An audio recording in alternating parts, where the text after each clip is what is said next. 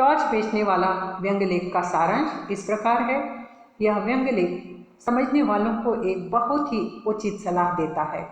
आज हम देखते हैं कि हर कोई रुपया, पैसा, धन दौलत, गाड़ी, बंगला चाहते हैं, लेकिन इस सब को प्राप्त करने के लिए करने वाली मेहनत से दूर भागते हैं।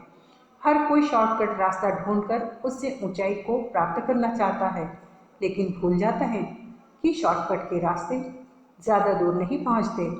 कहने का अर्थ यह है कि बिना मेहनत और जल्द से जल्द धन दौलत और शोहरत मिल जाए, बस सभी का यही सपना बनता जा रहा है। इसी दौड़ में आज का व्यक्ति स्वार्थी, मतलबी, ईर्ष्यालु, लालची, शंकालु और असंवेदनशील होता जा रहा है, जिसके कारण परिवार, भाई बंधुओं से संबंध टूटते जा रहे हैं, मित्रों की संख्या कम होती जा रही है और हर व्यक्ति अपने आप को अकेला बनाता जा रहा है। परिणाम स्वरूप उनमें हताशा, निराशा के भाव घर कर रहे हैं।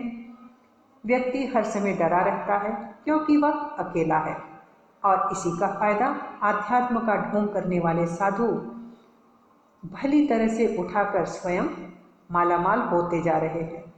और इसी पाखंडी आध्यात्मवादियों को लेखक ने यहाँ हरामखोरी का धंधा कहा है। इस गंभीर बात को समझाने के लिए लेखक ने दो मित्रों की कहानी का सहारा लिया है। दो मित्र हैं जो धन पैदा करने का उपाय ढूंढते हैं, किंतु अंत में समझ जाते हैं कि धन कमाना आसान नहीं है, इसके लिए मेहनत मजदूरी ही करना पड़ेगी। उसी दिन दोनों दोस्त निश्चय कर लेते हैं कि 5 वर्ष में धन कमाने के लिए मेहनत करेंगे और 5 वर्ष बाद इसी स्थान पर मिलेंगे। दोनों अलग अलग रास्ते अपनाते हैं और 5 साल बाद वादे के अनुसार एक दोस्त तो वापस आता है, किंतु दूसरा नहीं पहुंचता। जो दोस्त वापस पहुंचता है वह बताता है कि मैं तो सूरज छाप टॉर्च बेचने का धंधा करता हूँ, घूम घूम कर टॉर्च बेचता हूँ, चौराहे या मैदान में लोगों को इकट्ठा करके बेहद नाटकीय ढंग से बातें करके उन्हें अंधेरे का डर दिखाता हूँ। इस हद तक डरा देता हूँ कि दिन के उजाले में भी उन्हें अंधेरे का एहसास होने लगता है और उससे बचने के लिए वे मेरा टॉर्च खरीद लेते हैं। इस तरह मैं मेहनत करके कमाई कर लेता हूँ। मज़े से ज़िंदगी गुजर रही थी। तभी मैं अपने मित्र को ढूंढ रहा था तो देखा मैदान में एक मंच सजा है। एक फिल्मी स्टाइल के संत बड़ी गंभीर वाणी से प्रवचन दे रहे थे और श्रोतागण मंत्रमुग्ध होकर सुन रहे थे। मैंने ध्यान दिया, वो वही सब बातें कह रहा था जो मैं अपने टॉर्च बेचने के लिए लोगों को डराने के लिए कहता हूँ। उसकी बातें सुनकर मुझे हंसी आ रही थी, लेकिन भक्तगणों ने मुझे धक्का देकर भगा दिया तो मैं मंच के पास जाकर खड़ा हो गया और मैं उस संत को पहचानने की कोशिश कर ही रहा था कि उस संत ने मुझे पहचान लिया और अपने साथ कार में बिठाकर घर ले गया। जानते हैं, यह संत वही मेरा दोस्त है। मैं तो उसके ठाट बाट देखकर हैरान हो गया। मैंने उससे पूछा, बता, तू कौन सी कंपनी का टॉर्च बेचता है? तेरी दुकान कहाँ है? एक आध नमूना तो दिखा। मेरी टॉर्च से कहीं ज़्यादा तेरी टॉर्च की बिक्री है।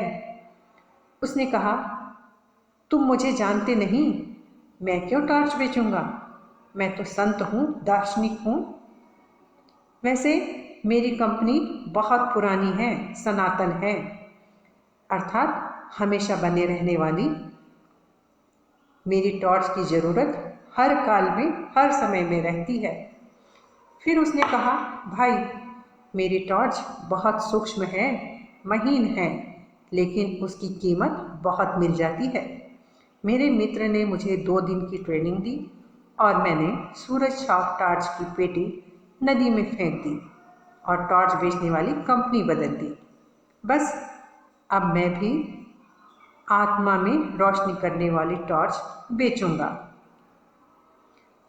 आत्मा में प्रकाश फैलाने वाले इन आध्यात्म के ढोंगियों को लेखक ने हरामखोरी का धंधा करने वाला कहा है। विशेषता इस प्रकार है कि अध्यात्म को धंधे की तरह इस्तेमाल करना हरामखोरी का एक सबसे घृणित उदाहरण है, जो निठल्लों और निकम्मों को ही अच्छा लगता है। यह आध्यात्म के नाम पर ठगने वाले साधु संतों से बचे रहने की सीख समाज को प्रदान करने वाली एक सफल व्यंग्य रचना है। साथ ही मनुष्य को अपने मानवीय गुणों को नहीं भूलना चाहिए, नहीं त्यागना चाहिए। इस बात पर भी ध्यान आकर्षित किया है कि अपने आप को अकेला न बनाएं, अपने भाई बंधुओं मित्रों से मधुर संबंध बनाए रखें। ससंदर्भ व्याख्या का दूसरा प्रश्न है, संकेत रूप में लिखा है पेज नंबर 11।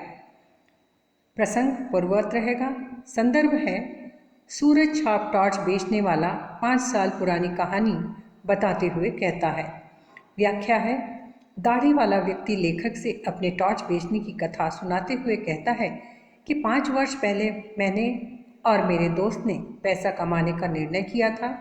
पहले हमने सोचा कि क्यों न दोनों एक ही दिशा में एक साथ जाकर यह कार्य करें। फिर मैंने ही कहा कि मैंने किस्मत आजमाने वाली जितनी भी कहानी सुनी है, सभी अलग अलग दिशा में ही जाते हैं। साथ में जाने से किस्मत टकराकर टूटने का डर रहता है। इसी सोच के कारण हम दोनों दोस्त अलग अलग दिशा में चले गए। यह बात भी उस व्यक्ति का अंधविश्वास है और आत्मविश्वास की कमी का कारण भी है। और व्यंग्य ये है कि ऐसे लोग भोली भाली जनता के आत्मा में प्रकाश जगाने का कार्य करते हैं। विशेष पूर्ववत रहेगा। इस पाठ में आए हुए कुछ कठिन शब्दों के अर्थ यहाँ दिए गए हैं और आपसे निवेदन है कि इस पाठ से संबंधित अन्य सामग्री अगर आप चाहते हैं तो कमेंट बॉक्स में लिखें। हम तैयार करके डिस्क्रिप्शन बॉक्स में लिंक देंगे, जिससे आप उस सामग्री को प्राप्त कर सकते हैं। हमारा चैनल केवल और केवल छात्रों की सहायता के लिए है। अगला संदर्भ है, संकेत रूप में प्रश्न दिया है पेज नंबर 13। प्रसंग पूर्ववत रहेगा। संदर्भ है, सूरज छाप टॉर्च बेचने वाला अपने मित्र की कहानी सुनाते हुए कहता है। वह कहता है कि मेरा मित्र भी वही कह रहा था जो मैं अपने सूरज छाप टॉर्च बेचने के लिए कहता था, बस उसके बोलने का तरीका अलग था। मैं उन्हें टॉर्च बेचता था और वह अपने ग्राहकों को साधना मंदिर में बुलाता था। मनुष्य को भावनात्मक रूप से डरा देना ही कहलाता है। उजाला हमारे शरीर के भीतर है, हम उसे बाहर ढूंढते हैं। हालांकि यह एक आध्यात्मिक सत्य है, किंतु ढोंगी इसे अपना व्यवसाय बनाकर धन दौलत ठाट बाट खरीद रहे हैं। विशेषता है, मनुष्य के भीतर आत्म प्रकाश नहीं रहा, उसकी ज्योति बुझ गई है। ज्ञान रूपी प्रकाश द्वारा ही अज्ञान रूपी आत्मा के अंधकार को दूर किया जा सकता है, किंतु उसके लिए ऐसे ढोंगी आत्माओं की आवश्यकता नहीं है। मनुष्य अपने आप को कमज़ोर बनाता जा रहा है और उनकी कमज़ोरी का फ़ायदा इसी तरह अध्यात्म के ढोंग करने वाले साधु उठा रहे हैं। शेष पूर्ववत रहेगा। व्यंग्यकार हरिशंकर परसाई द्वारा रचित व्यंग्य लेख टॉर्च बेचने वाला, जो गद्य सागर में संकलित है। इसका तात्पर्य यह है कि अंधेरे को चीरने के लिए प्रकाश की आवश्यकता होती है और अंधेरे और प्रकाश का गहरा संबंध है। अंधेरे से ही प्रकाश निकलता है, तभी अंधकार मिटता है। भव्य पुरुष हृदय के अंधकार की बात कर रहा है।